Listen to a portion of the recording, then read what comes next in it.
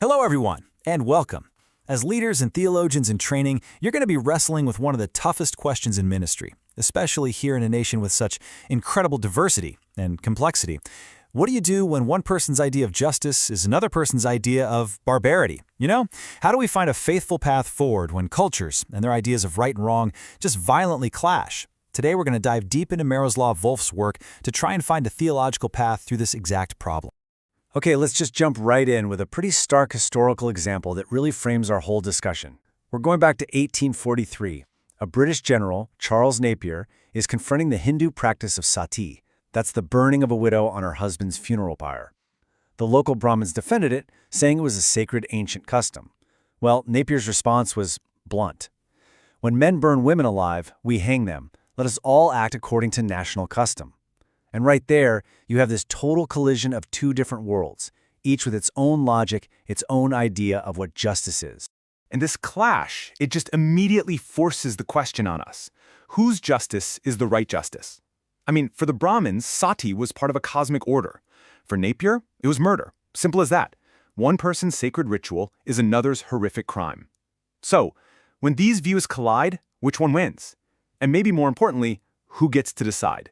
This isn't just some puzzle from a history book. This is a living, breathing reality for us today. This brings us to the core of the problem, this clash of justices. Volf uses the tragic war in Bosnia as a more modern example. To those of us on the outside, it probably just looked like chaos. But if you were there, inside the conflict, every single Serb, Croat, and Muslim could passionately explain to you the justice of their cause and the absolute barbarity of their enemy. Each side saw itself as the victim, as the defender of what is good and right. So here's the crucial point. This situation leads to a really dangerous trap, something Volf calls a syllogism of despair. Let's just walk through it together. Premise 1. Our ideas of justice are tied to our particular cultures. Makes sense. Premise 2. To have any kind of lasting peace, you need some shared sense of justice. Okay, well, the terrifying conclusion then is violence between cultures seems basically inevitable. It suggests the only peace you can get is one that's imposed by force, where the strongest side's version of justice simply crushes everybody else's. So is there a way out of this despair? Is there another option? Well, for centuries, Western thought has really proposed two major answers. Two huge projects designed to escape this very trap by creating a single universal standard of justice that would apply to absolutely everyone.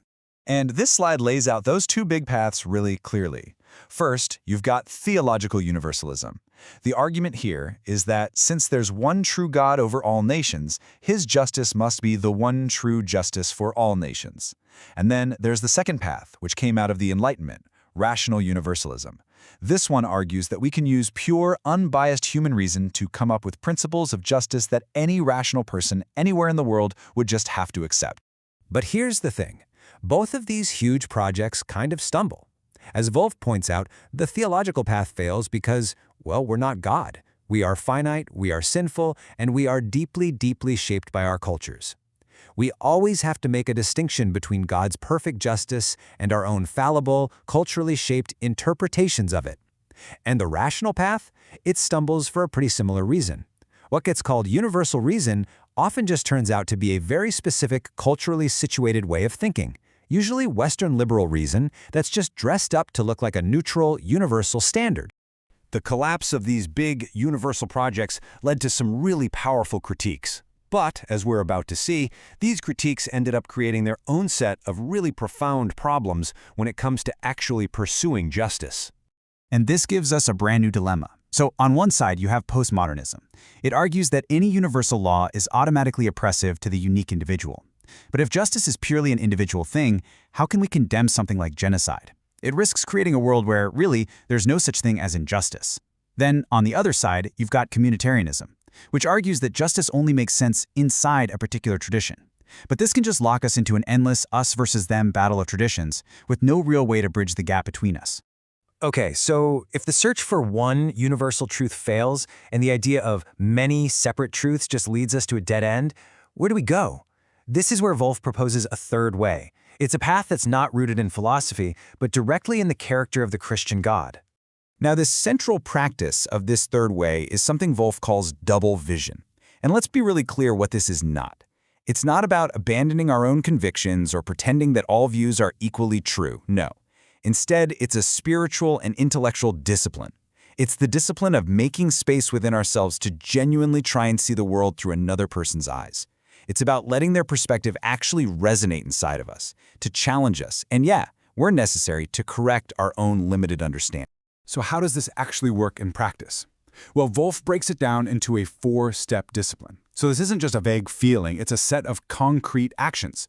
First, we listen. We create genuine space for the other. Second, we try the really difficult act of reversal. How do we look from their point of view? Third, with that new perspective, we go back and re-examine our own biblical and theological resources. And often we discover things we completely overlooked before. And finally, we readjust. And that might involve repenting of our own injustices and actively looking for points where we can actually agree. And this whole practice, it's not just some nice idea. It's anchored firmly in the cross of Christ. You see, the ultimate act of double vision is divine. On the cross, the perfectly just God doesn't exclude the unjust other. No. Instead, in this incredible act of infinite love, God opens himself up, makes space within the divine life for humanity, for his enemies, and embraces us. So if God creates space for the godless, then our calling as his followers is to create space in our own minds and hearts to truly hear the people we consider our opponent. So this leads to what I think is the most crucial point of all, the desire for reconciliation, that will to embrace. It has to actually come before we can even hope to agree on what justice looks like. It's not that we figure out all the details of justice first, and then we decide to be friends. It's the other way around. The will to embrace is the very thing that opens our eyes, that makes it possible to see the little bit of truth in the other's perspective and the hidden injustice in our own. This theological foundation gives us a really powerful biblical vision for what just communities can actually look like. And this is an abstract theory. This is a model that speaks directly to your future work as pastors and leaders in the church. This biblical contrast between Babel and Pentecost, it gives us two competing models for community. Think about Babel. Humanity tries to create unity through control, right? Building one tower, forcing one language. It's a unity based on erasing difference. And what's the result? Confusion and oppression. But then you have Pentecost, and God creates a totally different kind of unity. The Spirit comes down on each person, and they speak in many languages, but they all understand each other. It is a unity that is achieved through diversity, not by getting rid of it.